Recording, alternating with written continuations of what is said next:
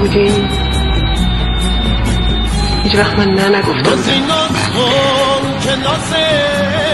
نمیدونم شاید اولین بار دارم میگم نه.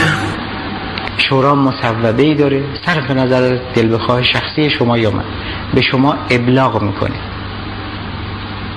این رو میپذیرید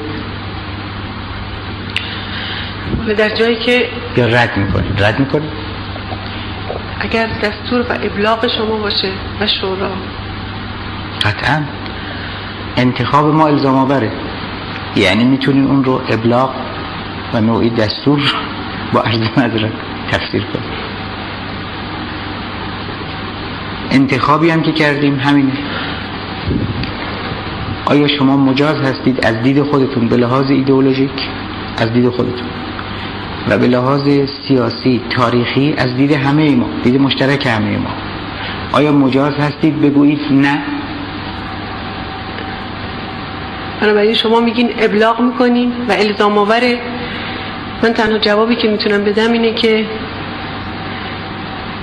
چون چیز بیشتری نمیتونم بفهمم به اعتبار حضور خودتون و اصطلاح شورای ملی مقاومت و در رأسش خود شما به عنوان بالاترین تضمین پشتوانه و بعد در بالای سرم اگر بتونم قدم بردارم و الا که خارج از این اصلا امکان نداره. بنابراین